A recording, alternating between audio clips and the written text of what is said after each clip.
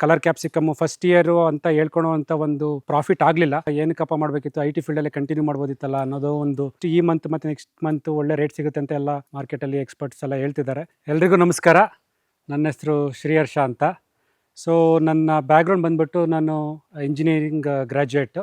So ನಂದು engineering ಆದಮೇಲೆ ಎಲ್ಲ ಇಂಜಿನಿಯರ್ಸು ಹುಡ್ಕೋತಾರೆ, ನಾನು ಒಂದು ಐ ಟಿ ಫೀಲ್ಡಲ್ಲಿ ಕೆಲಸ ಹುಡ್ಕೊಂಡು ಸೊ ನಾನು HCL ಅಂತ ಒಂದು ಕಂಪ್ನಿನಲ್ಲಿ ಕೆಲಸನ ಸ್ಟಾರ್ಟ್ ಮಾಡಿದೆ. ಸೊ ಅಲ್ಲಿಂದ ನಂದು ಜರ್ನಿ ಸ್ಟಾರ್ಟ್ ಆಗಿದ್ದು ಒಂದು 2-3 ಇಯರ್ಸ್ ಚೆನ್ನೈನಲ್ಲಿ ಫಸ್ಟ್ ನಂದು ಜಾಬ್ ಪೋಸ್ಟಿಂಗ್ ಇತ್ತು. ಅಲ್ಲಿಂದ ಮತ್ತು ಬೆಂಗಳೂರಿಂದ ನನಗೆ ಫಾರ್ಚುನೇಟ್ಲಿ 2011ನಲ್ಲಿ ನನಗೆ ಸಿಂಗಾಪುರ್ಗೆ ಒಂದು ಒಳ್ಳೆ ಆಪರ್ಚುನಿಟಿ ಸಿಕ್ತು. ಸೊ ನನಗೆ ಸಿಂಗಾಪುರ್ನಲ್ಲಿ ತುಂಬ ಒಂದು ಬ್ಯಾಂಕಿಂಗ್ ಸೆಕ್ಟರ್ನಲ್ಲಿ ಕೆಲಸ ಮಾಡೋಕ್ಕೆ ಥ್ರೂ HCL ಒಳ್ಳೆ ಆಪರ್ಚುನಿಟಿ ನನಗದು. ಅಲ್ಲಿ ಒಂದು 6 to 7 ಇಯರ್ಸ್ ಇದ್ದೆ. ಮತ್ತು ಸ್ವಲ್ಪ ದಿನ ಆದಮೇಲೆ ನನ್ನ ಫ್ಯಾಮಿಲಿನೂ ಜಾಯ್ನ್ ಆದರು. ನನ್ನ ವೈಫ್ ಯಶಸ್ವಿನಿ ಅಂತ, ಅವಳು ಸಾಫ್ಟ್ವೇರ್ ಪ್ರೊಫೆಷನಲ್, ಅವಳು ಐ ಟಿ ಬ್ಯಾಕ್ಗ್ರೌಂಡಲ್ಲೇ ಇರೋದು. ಅವಳು ಪ್ರೆಸೆಂಟ್ಲಿ ಒಂದು US ಬೇಸ್ಡ್ ಕಂಪ್ನಿಗೆ ವರ್ಕ್ ಮಾಡ್ತಿದ್ದಾಳೆ as a senior architect. So ಹಾಗಾಗಿ ಚೆನ್ನಾಗಿ ನಡೀತಾ ಇತ್ತು ಎಲ್ಲ. ನಮಗೆ ಬೇರೆ we did not think about next ಏನು ಫ್ಯೂಚರ್ ಪ್ಲ್ಯಾನು, ನಾವು ಐ ಟಿನ ಅಂತಲೇ ಫಿಕ್ಸ್ ಆಗಿದ್ವಿ. ಸೊ ಅದಾದಮೇಲೆ ಅಲ್ಲಿಂದ ನಾನು ಲಂಡನಿಗೆ ಮೂವ್ ಆದೆ. ಸೊ ಅಲ್ಲಿ ಸ್ವಲ್ಪ ಎಲ್ಲ ಅಗ್ರಿಕಲ್ಚರ್ ಫೀಲ್ಡ್ಗಳಿಗೆಲ್ಲ ನಾನು ವಿಸಿಟ್ ಮಾಡ್ತಾಯಿದ್ದೆ. ಆವಾಗ ನನಗೆ ಒಂದು ಸ್ವಲ್ಪ ನಮ್ಮದು ಫ್ಯಾಮಿಲಿ ಬ್ಯಾಕ್ಗ್ರೌಂಡ್ ಅಗ್ರಿಕಲ್ಚರ್ ಬ್ಯಾಕ್ಗ್ರೌಂಡ್ ಇರೋದ್ರಿಂದ ಇಲ್ಲ ನಾವು ಅಗ್ರಿಕಲ್ಚರ್ ಏನಾದ್ರು ಟ್ರೈ ಮಾಡಬೇಕು ನೋಡೋಣ ಅಂತ ಕಾಯ್ತಾಯಿದ್ದೆ. ಸೊ ಹೆಂಗಾಯ್ತು ಅಂತಂದರೆ ಇವಾಗ ನಮ್ಮ ಮಧ್ಯ ಕೋವಿಡ್ ಬಂತು. ಕೋವಿಡ್ ಬಂದಾಗ ಅದು ನಮಗೆ ನಂದೇನು ಪ್ಯಾಷನ್ ಇತ್ತು ಅಗ್ರಿಕಲ್ಚರ್ದಂತ ಸ್ಟಾರ್ಟ್ ಆಗಿತ್ತು ಆಸೆಗಳು, ಆ ಡ್ರೀಮ್ ಕಮ್ ಟ್ರೂ ಅನ್ನೋ ಥರ ಕೋವಿಡ್ ಬಂದಿದ್ದು ತುಂಬ ಹೆಲ್ಪ್ ಆಯಿತು. ಆ ಕೋವಿಡ್ ಟೈಮಲ್ಲಿ ತುಂಬ ಫಾರ್ಮ್ನ ಎಕ್ಸ್ಪ್ಲೋರ್ ಮಾಡಿದ್ವಿ. So initially we thought let's try organic farming ಅನ್ನು ಮಾಡೋಣ ಅಂತ ತುಂಬ ಫೀಲ್ಡ್ ವಿಸಿಟ್ ಮಾಡ್ತಾಯಿದ್ವಿ ಕೋವಿಡ್ ಟೈಮಲ್ಲೆಲ್ಲ. ಸೊ ಅವಾಗ ಒಂದು ನಂದೇನು ಆಸೆಗಳಿಗೆ ನೆಕ್ಸ್ಟ್ ಲೆವೆಲ್ಗೆ ಹೋಗೋಕ್ಕೆ ಹೆಲ್ಪ್ ಆಯಿತು.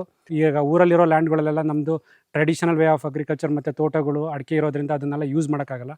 ಸೊ ಒಂದು ಸ್ವಲ್ಪ ಬೆಂಗಳೂರು ಪಕ್ಕ ಲ್ಯಾಂಡ್ ತೊಗೊಳ್ಳೋಣ ಅಂತ ಆವಾಗ ಟ್ರೈ ಮಾಡಿ, ಇದು ಒಂದು 6.5 ಎಕರೆ ಇದೆ ಲ್ಯಾಂಡು. ಸೊ ಇಲ್ಲಿ ನಾನು ಲ್ಯಾಂಡ್ನ ಪ್ರೊಕ್ಯೂರ್ ಮಾಡಿದೆ ಪೋಸ್ಟ್ ಕೋವಿಡಲ್ಲಿ. ಆ ಟೈಮಲ್ಲಿ ಲ್ಯಾಂಡ್ ತೊಗೊಂಡೆ. ಸೊ ನಾವು ಫಸ್ಟು ಕಲರ್ ಕ್ಯಾಪ್ಸಿಕಮ್ ಹಾಕಿದಾಗ ತುಂಬಾ ಚಾಲೆಂಜಸ್ ಇತ್ತು. ಮೇಯ್ನಾಗಿ ಲೇಬರ್ ಚಾಲೆಂಜಸ್ಸು. ನೀವೇನೇ ಒಂದು ಕೆಲಸ ಮಾಡ್ತೀರಾ ಅಂತಂದರೆ ಒಂದು ಸ್ಕಿಲ್ಡ್ ಲೇಬರ್ ಬೇಕಾಗ್ತಾರೆ. ಸೊ ಅದು ಒಂದು ಸ್ವಲ್ಪ ಚಾಲೆಂಜಸ್ ಇತ್ತು. ಮತ್ತು ಲೋಕಲ್ ಸ್ವಲ್ಪ ಕ್ಲೈಮೆಟಿಕ್ ಚಾಲೆಂಜಸ್ಸು ಮತ್ತು ಬೇರೆ ಬೇರೆ ಚಾಲೆಂಜಸ್ಸು, ಮಾರ್ಕೆಟಿಂಗ್ ಚಾಲೆಂಜಸ್ಸು ಇವೆಲ್ಲ ಬಂತು. ಸೊ ನಮಗೆ ಇನಿಷಿಯಲಾಗಿ ಏನಾಯ್ತು ಅಂತಂದರೆ, ಈಗ ಏನಕ್ಕಪ್ಪ ಮಾಡಬೇಕಿತ್ತು, ಐ ಟಿ ಫೀಲ್ಡಲ್ಲೇ ಕಂಟಿನ್ಯೂ ಮಾಡ್ಬೋದಿತ್ತಲ್ಲ ಅನ್ನೋದು ಒಂದು ಥಾಟ್ ಪ್ರೊಸೆಸ್ ಇತ್ತು. ಸೊ ಆದ್ರೂ ಇಲ್ಲ, ಒಂದು ಸ್ಟೆಪ್ ತೊಗೊಂಡಾಗಿದೆ, ಲೆಟ್ಸ್ ನಾಟ್ ಗೋ ಬ್ಯಾಕ್ ಅನ್ನೋ ಒಂದು ಇದರಲ್ಲಿ ನನ್ನ ವೈಫನು ವರ್ಕಿಂಗ್ ಇರೋದ್ರಿಂದ ಸೊ ನಾವು ಮುಂದೆ ಹೋಗೋಕ್ಕೆ ಒಂದು ಹೆಲ್ಪ್ ಆಯಿತು. ಕಲರ್ ಕ್ಯಾಪ್ಸಿಕಮ್ಮು ಫಸ್ಟ್ ಇಯರು ಅಂತ ಹೇಳ್ಕೊಳ್ಳೋವಂಥ ಒಂದು ಪ್ರಾಫಿಟ್ ಆಗಲಿಲ್ಲ. ಸೊ ಏನಂತಂದರೆ, ನೀವು ಕಲರ್ ಕ್ಯಾಪ್ಸಿಕಮ್ ಹಾಕಿದಾಗ ಒಂದು ಎಕರೆಯಲ್ಲಿ ಮಿನಿಮಮ್ ಒಂದು 50 ಟನ್ ನೀವು ಪ್ರೊಡಕ್ಷನ್ ತೆಗಿಬೇಕಾಗ್ತದೆ. ಬಿಕಾಸ್ ಆಫ್ ನಾವು ಅವಾಗ ಇನ್ಎಕ್ಸ್ಪೀರಿಯನ್ಸ್ ಟೈಮ್ ಇತ್ತು, ನಮಗೂ ಅಷ್ಟೊಂದು ನಾಲೆಡ್ಜ್ ಇರಲಿಲ್ಲ. ಹಾಗಾಗಿ ಅಷ್ಟು ಕ್ರಾಪ್ನ ನಾವು ತೆಗಿಯೋಕ್ಕಾಗಲಿಲ್ಲ. But down the line 1 year 2 year ಆದಮೇಲೆ ನಮಗೆ ಒಂದು ಗ್ರಿಪ್ ಸಿಕ್ತು. ಈ ಕ್ರಾಪಲ್ಲಿ ಯಾವ ಥರ ಮೇಂಟೈನ್ ಮಾಡಬೇಕು, ಇನಿಷಿಯಲ್ ಸ್ಟೇಜಿಂದ ಯಾವ ಥರ ಪ್ರೊಡಕ್ಷನ್ ತೆಗಿಬೇಕು, ಕ್ವಾಲಿಟಿ ಪ್ರೊಡಕ್ಷನ್ ಯಾವ ಥರ ತೆಗಿಬೇಕು, ಇದೆಲ್ಲ ಒಂದು, ಮತ್ತು ಯಾವ ಥರ ಫರ್ಟಿಲೈಸರ್ಸ್ನ ಯೂಸ್ ಮಾಡಬೇಕು ಮೇಯ್ನಾಗಿ. ಸೊ ಕ್ರಾಪ್ ನೀವು ರೊಟೇಷನ್ ಅನ್ನೋದು ಇಂಪಾರ್ಟೆಂಟು. ಏನಕ್ಕೆ ಅಂತಂದರೆ, ನೀವು ಒಂದು ಕಲರ್ ಕ್ಯಾಪ್ಸಿಕಮ್ ಅಂತಂದರೆ ಒಂದು ಮ್ಯಾಕ್ಸಿಮಮ್ ಅಂದರೆ ಒಂದು 3 ಕ್ರಾಪ್ ಕಂಟಿನ್ಯೂಸ್ ಆಗಿ ನೀವು ತೆಗಿಬೋದು. ಸೊ ಅದಾದಮೇಲೆ ನೀವು ಕ್ರಾಪ್ ರೊಟೇಷನ್ ಹೋಗಲೇಬೇಕು. ಹಾಗಾಗಿ ನಾವು ನೆಕ್ಸ್ಟ್ ಏನು ಮಾಡೋದು, ಲೆಟ್ಸ್ ಟ್ರೈ ಸಮಥಿಂಗ್ ನ್ಯೂ ಅಂತ ನಾವು ಡಚ್ ರೋಸಸ್ನ ಸ್ಟಾರ್ಟ್ ಮಾಡ್ಕೊಂಡ್ವಿ. ಸೊ ಇದು ನಮ್ಮದು ಫಸ್ಟ್ ಕ್ರಾಪು. ಇಲ್ಲಿ ಒಂದು 4 ಎಕರ್ಸಲ್ಲಿ ಡಚ್ ರೋಸಸ್ ಇದೆ. ಆಲ್ಮೋಸ್ಟ್ 1,60,000 ಪ್ಲ್ಯಾಂಟ್ಸ್ನ ಮಾಡಿದ್ದೀವಿ. 8 ವೆರೈಟೀಸ್ ಇದೆ. ಹಾಗಾಗಿ ನಮಗೆ ವೀಕ್ಲಿ ಒಂದು ಆಲ್ಟರ್ನೇಟ್ ಡೇಸ್ ಫರ್ಟಿಲೈಸರ್ಸ್ ಹೋಗಬೇಕಾಗ್ತದೆ. ಸೊ ನಾವು ಇನಿಷಿಯಲಿಗೆ ಬೆಡ್ ಪ್ರಿಪ್ರೇಷನ್ಸ್ ಮಾಡಿದಾಗ ಸೊ ಬಯೋ ಫರ್ಟಿಲೈಸರ್ಸು ಮತ್ತು ಈಗ ಬೇವಿನ ಹಿಂಡಿ ಇರ್ಬೋದು, ವಂಗೆಡ್ಡಿ, ಅದ್ರ ಜೊತೆಗೆ ಟ್ರೈಕೋಡರ್ಮಾ, ಫಿಸಿಲೋಮೈಸಿಸ್, ಸುಡೋಮೋನಾಸ್ ಇವನ್ನೆಲ್ಲ ನಾವು ಸ್ವಾಶಿಂದ ತೊಗೊಂಡು ಅದನ್ನೆಲ್ಲ ಒಂದು ಫರ್ಮೆಂಟ್ ಮಾಡಿ ಅದನ್ನೆಲ್ಲ ಬೆಡ್ ಅಪ್ಲಿಕೇಶನ್ ಕೊಟ್ಟಿದ್ವಿ ರೋಸ್ಗೆ. ಸೊ ಅದು ಇನಿಷಿಯಲಾಗಿ ನೀವು ಆ ಥರ ಕೊಟ್ಟಾಗ ನೀವು ಸಾಯಿಲ್ ಫರ್ಟಿಲಿಟಿನ ತುಂಬ ಚೆನ್ನಾಗಿ ಇಟ್ಕೊಬೋದು. ಇದೆಲ್ಲ ವೆರಿ ಇಂಪಾರ್ಟೆಂಟ್. ನೀವು ಇದು ಸಾಯಿಲ್ ಫರ್ಟಿಲಿಟಿನ ನೀವು ಆದಷ್ಟು ಬಯೋ ಫರ್ಟಿಲೈಸರ್ಸು, ಬಯೋಕೆಮಿಕಲ್ಸ್ನ ಮೇಂಟೈನ್ ಮಾಡಿಕೊಂಡ್ರೆ ನೀವು ಒಂದಲ್ಲ, ನೀವು ಕಂಟಿನ್ಯೂಸಿಗೆ 4 ಕ್ರಾಪ್ನು ತೊಗೊಬೋದು. ಬಟ್ ಏನಂತಂದರೆ, ನೀವು ಕ್ರಾಪ್ ರೊಟೇಷನ್ ಇಂಪಾರ್ಟೆಂಟ್ ಆಗ್ತದೆ.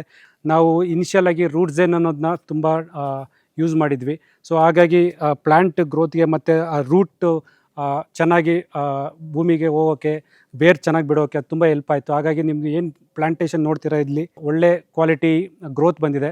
ಒಂದು ಮಗು ಹುಟ್ಟಿದಾಗ ನಮ್ಗೆ ಹೆಂಗೆ ಒಂದು ಮದರ್ ಫೀಡ್ ಅನ್ನೋದು ಇಂಪಾರ್ಟೆಂಟ್ ಅಲ್ವಾ, ಅದ್ರ ಜೊತೆಗೆ ನಾವು ಒಳ್ಳೊಳ್ಳೆ ಅದಕ್ಕೇನು ಬೇಕು ಅದನ್ನು ನೋಡಿ ಅಷ್ಟೇ ಕೇರ್ ತೊಗೊಂಡು ಕೊಡ್ತಾ ಇರ್ತೀವಿ. ಅದೇ ಥರ ನೀವು ಪ್ಲಾಂಟೇಷನ್ ಮಾಡಿದಾಗ ಪ್ಲ್ಯಾಂಟ್ಸ್ಗಳ್ಗೆ ಇನಿಷಿಯಲ್ ಆಗಿ ಅದು ರೂಟ್ಸ್ ಎಲ್ಲ ಚೆನ್ನಾಗಿ ಆಗಬೇಕು ಮತ್ತು ನಿಮಗೆ ನೆಕ್ಸ್ಟ್ ಫ್ಯೂಚರಲ್ಲಿ ಅದು ಪ್ಲಾಂಟ್ಸ್ ಕ್ವಾಲಿಟಿ ಚೆನ್ನಾಗಿರಬೇಕು ಅಂತಂದರೆ, ಗ್ರೋತ್ ಚೆನ್ನಾಗಿರಬೇಕು ಅಂತಂದರೆ ಈ ಥರ ಬಯೋ ಫರ್ಟಿಲೈಸರ್ಸು, ರೂಟ್ಜನ್ ಇರ್ಬೋದು, ಬೇರೆ ಬೇರೆ ಪ್ರಾಡಕ್ಟ್ಸ್ ಅವೈಲೇಬಲ್ ಇದೆ ಮಾರ್ಕೆಟಲ್ಲಿ. ಅದನ್ನೆಲ್ಲ ನೀವು ಯೂಸ್ ಮಾಡಿದಾಗ ಒಂದು ಒಳ್ಳೆ ರಿಸಲ್ಟ್ ಕೊಡುತ್ತೆ. ಮತ್ತು that will take you your quality of yield, ಮತ್ತು ನಿಮ್ದೇನು ಟಾರ್ಗೆಟ್ ಇದೆ, ಇಷ್ಟು ಸ್ಟೆಮ್ಸ್ ಬರಬೇಕು ಅಂತ, ಅದನ್ನೆಲ್ಲ ನಿಮಗೆ ಅಚೀವ್ ಮಾಡೋಕ್ಕೆ ಈಸಿ ಆಗ್ತದೆ. ಈಗ ರೋಸ್ ಎಕ್ಸ್ಪರ್ಟ್ಸ್ ಎಲ್ಲ ಏನು ಹೇಳ್ತಾರೆ ಅಂತಂದರೆ, ಒಂದು ಇಯರ್ನಲ್ಲಿ ನಿಮಗೆ ಒಂದು ಆವ್ರೇಜು 7 to 8 ರೂಪೀಸ್ ಸಿಗ್ತದೆ ಪರ್ ಸ್ಟೆಮ್ ಅಂತ ಹೇಳ್ತಾರೆ.